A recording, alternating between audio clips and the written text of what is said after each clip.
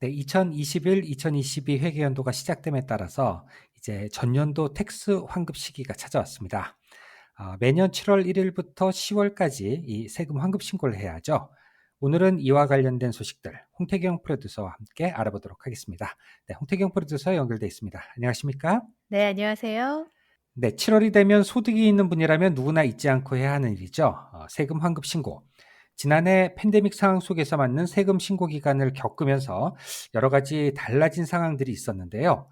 올해도 여전히 코로나와 또 맞서고 있는 상황인지라 이 부분은 똑같이 이어지지 않을까 싶은데요. 어떻습니까? 네, 그렇습니다. 지난해에 이어서 이 팬데믹이 이어지고 있는 상황에서 재택근무 형태로 일하시는 분들 여전히 많으실 겁니다. 네, 또 현재 시드니 락다운 상황에서는 물론이고요.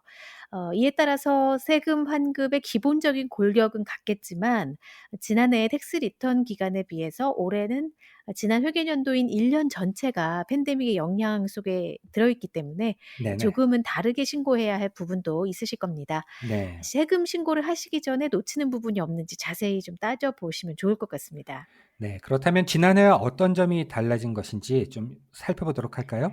네, 만약에 이 재택근무자라면 세금 신고에 몇 가지 비용 공제를 더 포함시킬 수 있습니다. 그래요. 네, 네, 이에 따라서 호주 국세청은 재택근무자와 관련된 공제액이 크게 증가할 것으로 예상하고 있는데요.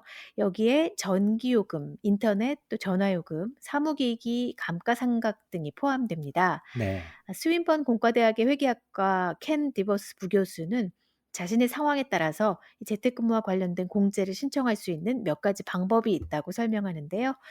가장 간단한 방법은 지난해와 똑같이 임의 계산법으로 모든 업무 관련 비용에 대해서 근무 시간당 80센트로 계산해서 공제 신청을 할 수 어, 있는 겁니다. 네네. 네, 이렇게 하면 복잡한 서류 첨부 작업을 줄일 수 있다는 장점이 있는데요.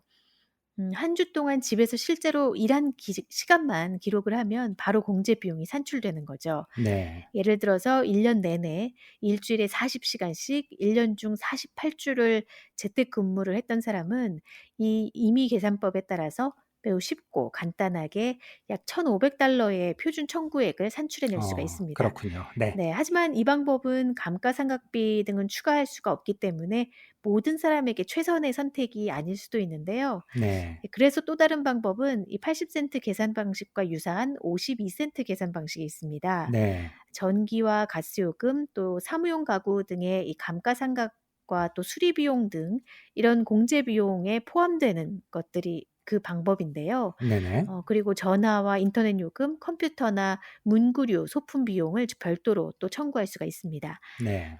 그리고 또 마지막 방법이 있는데요. 세금 신고자가 뭐 영수증 같이 많은 이 비용 처리 기록 등을 실제로 보관해야 하는 실비 청구 방식이 있습니다. 네. 네, 디보스 부교수는 자신에게 가장 많은 혜택이 있는 방법을 고르는 것이 현명한 결정이라면서 이 실비 청구 방식은 모든 비용을 별도로 계산해서 1년 동안 발생한 실제 비용 처리 기록을 보관하고 또 그 외에도 감가상각 계산까지도 포함하기 때문에 환급액이 더 커질 가능성도 있다고 조언했습니다. 네. 그렇군요. 네. 올해 재택근무 일수가 늘어나면서 이 집에서 업무 관련된 공제 비용 증가할 것 같은데요. 하지만 오히려 다른 비용들은 좀 감소했을 수도 있을 것 같은데 어떻습니까? 네, 맞습니다. 집에서 일하는 시간이 많아지고 또 락다운이 실시된다는 것은 사람들이 여행을 하지 않고 또 평소처럼 자차 운행도 많이 하지 않았다는 것을 의미하겠죠. 그렇죠. 네, 그래서 디보스 부교수는 그렇기 때문에 ATO는 자동차와 여행 경비 부문을 면밀하게 조사할 것이 예상되기 때문에 이 부분의 공제 신청에 주의할 것을 당부했습니다. 네. 그렇군요. 네. 그렇다면 이 공제를 청구할 수 없는 분야도 또 있나요? 네, 그렇습니다. 말씀드린 대로 재택근무자들이 비용 공제 신청을 할 수 있는 사항들이 많은데요. 하지만 ATO가 기존의 사무실이나 직장에서 그 익숙하게 사용해 오던 것들까지 보상해 주진 않습니다. 호주 국세청 ATO의 팀 로 부청장은 직장에서 제공하는 커피나 차, 비스킷 같은 이런 간식을 집에서 먹었다고 해서 공제할 수 있는 비용은 아니라고 선을 그었고요. 네. 또 로 부청장은 또 많은 사람들이 재택근무 관련 비용으로 다양한 공제 신청을 한다고 말했는데요. 세금 신고에서 자주 실수하는 또 비용은 자녀 교육 관련된 것, 그리고 거주 관련된 비용들이라고 지적했습니다. 네네.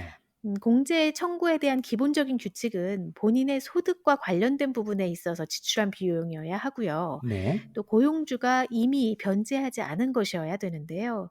이 회계학과의 디버스 부교수는 많은 사람들이 집에서 더 많은 시간을 보내고 있고 또 그 시간을 어떤 수업을 듣는다거나 공부를 하는데 사용하기도 하지만 이 공제 신청 시에 주의해야 할 점은 현재 업무와 관련이 없다면 특정 강좌의 수업을 들었다고 해서 공제 청구를 할 수 없다는 것입니다. 네. 예를 들어서 요리 강좌나 뭐 인기 있는 공예 강좌들이 흥미로울 수는 있겠지만요. 안타깝게도 자신의 본업과 관련이 없다면 공제 대상에 포함되지 않습니다. 네. 그렇군요.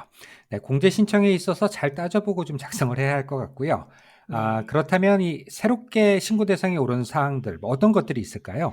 네. 대표적인 예로 암호화폐를 들 수가 있는데요. 네. 암호화폐요? 그렇습니다. 네. ATO는 최근 몇 년간 이 비트코인과 같은 암호화 자산에 투자한 호주인들의 수를 60만 명으로 이상으로 보고 있습니다. 이들이 세금 신고서에 제대로 작성하는지 감시하게 될 것이라고 밝혔는데요. 네네. 네, 호주 국세청은 이들 중 10만여 명에게 이미 양도소득세에 관한 신고 의미를 상기시키는 안내문을 보내기도 했는데요.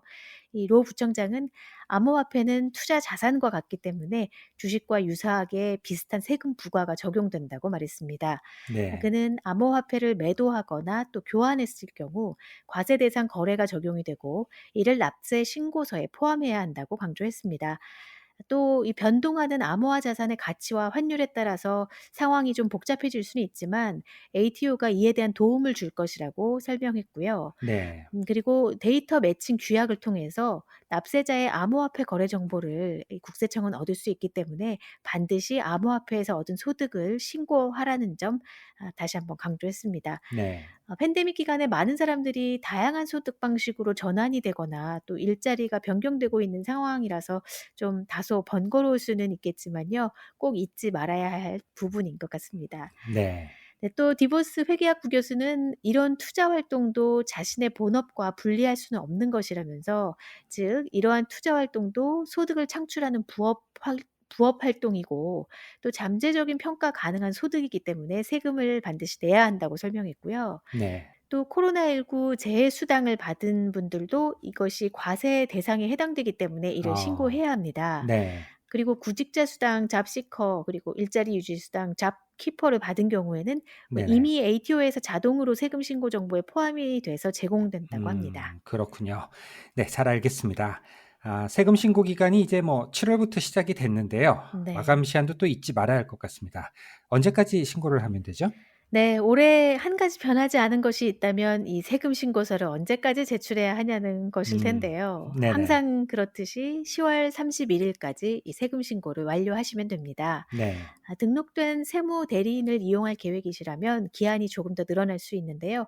10월 말까지는 반드시 그 세무 대리인 지정을 마쳐야 하고요. 네. 그리고 아직은 자동으로 그 국세청에 등록되는 정보들이 업데이트되는 과정에 있기 때문에 7월 말경에는 이 고용주나 은행 그리고 의료기금이나 정부기관 등으로부터 받은 이 세금 정보가 자동으로 본인의 납세 신고서에 추가될 것이라고 네. ATO 로 부청장은 설명했습니다. 네. 요즘에는 이택스의 세금 신고 방법이 굉장히 좀 간편하게 되어 있는 것 같아요. 네. 스스로 이 세금 신고를 하시는 분들도 많은 것 같은데 이 자가 신고에 어려움을 느끼는 분들도 좀 많지 않을까 생각이 됩니다.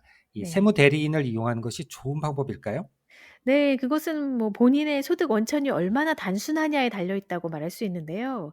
이 디보스 회계학 부교수는 사람들이 세무서에 가는 데는 여러 가지가 이유가 있는데 네. 주로 소득 구조가 좀 복잡하고 부동산과 관련이 있는 소득이거나 양도소득이나 손실이 있을 때라고 말합니다. 또 해외에서 발생하는 수입이 있다면 이 전 세계 소득 활동에 대해서 호주 거주자로서의 세금 의무를 지게 될 수도 있으니까요. 네. 여기에는 전 세계에 갖고 있는 자산도 포함이 되고요. 네, 그렇다면 이렇게 다방면의 소득 창구로 인해서 세금 신고서 작성이 복잡하기 때문에 세무사에게 전문적인 조언을 받는 게 좋겠죠. 네. 참고로 이렇게 세무 대리인을 이용할 경우에 드는 비용은 내년 세금 신고 때 또 공제 대상이 된다는 거 기억하시면 되겠습니다. 네. 그리고 또 저소득층을 위한 무료 지원 프로그램도 있는데요.